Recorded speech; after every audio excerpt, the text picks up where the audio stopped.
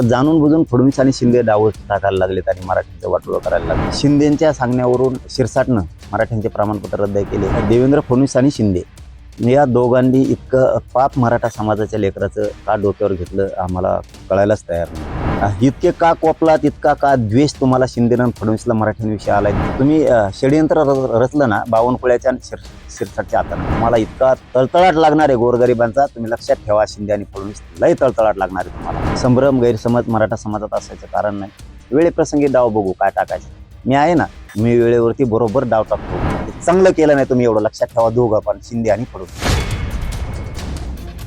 दादा, पुन्हा एकदा 29 ऑगस्टला उपोषणाची घोषणा तुम्ही केलेली आहे, इशारा दिलाय सरकारला, काय सांगा? 3 वर्षापासून मराठा समाज सरकारला वेळ देतोय, परंतु आता जाणून बुजून फडणवीस आणि शिंदे डाव टाकायला लागलेत आणि मराठ्यांचं वाटोळं करायला लागले। ही अपेक्षा तर शिंदेकडून कधीच नव्हती। स्वप्नातही आजही वाटत नाही की शिंदे इतक्या गोरगरिबांच्या मराठ्यांच्या पोराचं वाटोळं करायसाठी शिरसाटला पुढे घालून इतकं वाईट कृत्य करतील हे आजही मनाला पटत नाहीये। पण त्याला विलाज नाही, आता सत्य आहे ते स्वीकारावंच लागणार आहे आणि आम्ही ते स्वीकारलंय आता की शिंदेच्या सांगण्यावरून थोडं शिरसाटनं मराठ्यांचे प्रमाणपत्र रद्द केले, फडणवीसच्या सांगण्यावरून बावनकुळ्यानं रद्द केले।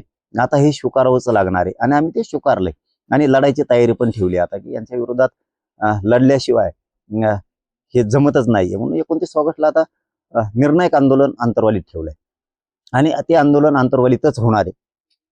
संभ्रम गैरसमज मराठा समाजात असायचं कारण नाही। वेळेप्रसंगी डाव बघू काय टाकायचं। मी आहे ना, मी ठरवतो त्या टायमाला आपण वेळेवर, तुम्हालाही मराठा समाजाला माहिती आहे मी वेळेवरती बरोबर डाव टाकतो। वेळेवरती डाव टाकला जाईल त्याची काळजी नाही, पण आंतरवालीतच महाराष्ट्रातल्या मराठ्यांनी सगळ्यांनी 29 ऑगस्टला आंदोलनाची सुरुवात होणार आहे। त्यामुळे संभ्रम गैरसमज कोणात नको। एक मात्र खूप मोठी खंत आहे की देवेंद्र फडणवीस आणि शिंदे या दोघांनी इतकं पाप मराठा समाजाच्या लेकराचं का डोक्यावर घेतलं आम्हाला कळायलाच तयार नाही। इतकं पातक आतापर्यंत कोणीच केलं नसेल एवढं शिंदेनी आणि फडणवीसनी केलंय। इतका तळतळाट गोरगरिबांच्या लेकरावरती, मराठ्यांवरती प्रमाणपत्र रद्द करून, त्यांचं आरक्षण रद्द करून घ्यायलाच नको होतं, कारण हे खूप मोठं पाप आहे। काय असतं, गोरगरिबांचे लेकर शिंदे साहेब फडणवीस साहेब तुम्हाला दोघांना नाही कळायचं। गोरगरीब इतका कष्ट करतो, एक एक रुपया जमून उन्हात तान्हात भासतो, वाऱ्या पावसात कष्ट करतो शेतात, एक रुपया जमा करून आपलं पोरग पोरगी नोकरीला लागावं, उच्च शिक्षणात जावा म्हणून रात दिवस गरीब मराठा समाज मरमर करतो। परंतु तुम्ही इतके का कोपलात, इतका का द्वेष तुम्हाला शिंदे आणि फडणवीसला मराठ्यांविषयी आलाय? तुम्ही इतका मोठा अन्याय मराठा समाजावरती केला, हे पाप तुम्ही घ्यायला नको होतं। तुम्हाला एखादा आशीर्वाद मिळवता नसता आला तर तुम्ही मिळवायला नको होता। तुम्हाला एखादा आशीर्वाद नव्हता मिळवायचा तर तो मिळवायला नव्हता पाहिजे, पण हे पाप तुमच्या हातातून शिंदेंनी करायला नको होतं, फडणवीसनी करायला नको होतं। हे खूप मोठं पाप तुम्ही केलंय। ही तळतळाट इतका बेकार असतो गोरगरिबांचा, तुम्हाला लय तळतळाट लागणार आहे। कारण गोरगरिबांचे लेकरं शिकून मोठे व्हायला लागलेत, नोकऱ्यात जायला लागले। तुम्ही जे प्रमाणपत्र रद्द करायचा घाट घातला, गॅजेट न द्यायचा, 58 लाख नोंदी प्रमाणपत्र रद्द करायचे, ही जी तुम्ही षडयंत्र रचलं ना बावनकुळ्याच्या आणि शिरसाटच्या हातानं, ही तळतळाट लय बेकार आहे। तुम्ही हे तळतळाट घ्यायला नको होता। तळतळाट ही विषय इतका भयंकर आहे की या गोरगरिबांच्या तळतळाटावर, शापावर, शापशिव्यावर अख्खं जग उद्ध्वस्त झालेलं आहे। तुम्ही दोघांनी खरंच हे पातक करायला नको होतं, पाप करायला नको होतं की मराठ्यांवरती अन्याय करून द्वेष इतका शिंदेत आणि फडणवीसवर नसायला पाहिजे होता की प्रमाणपत्र रद्द करायचे आणि मराठा समाजाच्या लेकरांचं उभं आयुष्य बर्बाद करून टाकायचं, वाटोळं करायचं। त्यांच्या नरडीचा घोट घ्यायचा अधिकार शिंदेला आणि फडणवीसला कुणीच दिलेला नव्हता। तुम्हाला नोंदी सापडलेला असून ही प्रमाणपत्र रद्द करायची काहीच गरज नव्हती, तरीही तुम्ही दोघांनी मिळून हे शिरसाटच्या आणि बावनकुळ्याच्या माध्यमातून तुम्ही वाटोळं केलं।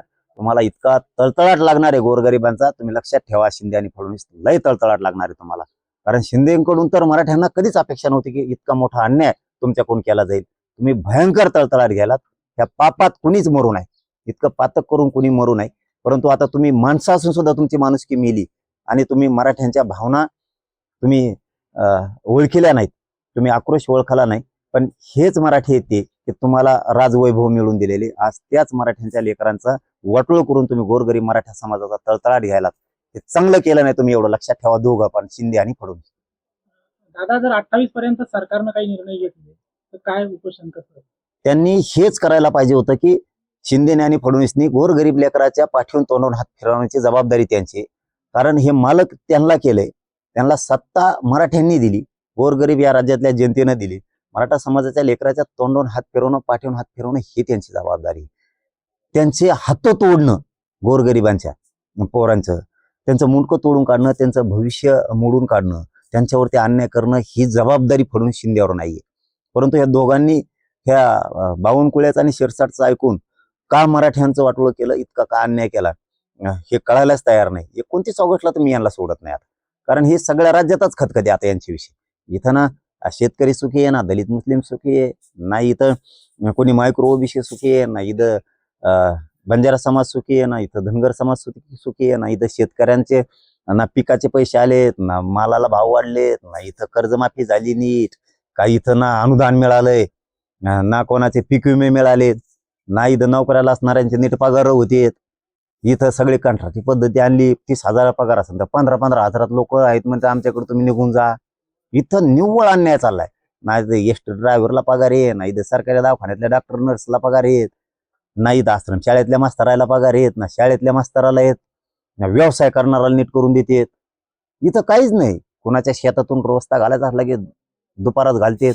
म्हणजे सगळा दहशत माजवला यांनी इतकी ह्या सत्तेच्या जोरावरती दहशत माजवली ना, त्यांना वाटतंय आम्ही म्हणजे आमचं कोणी काही करूच शकत नाही.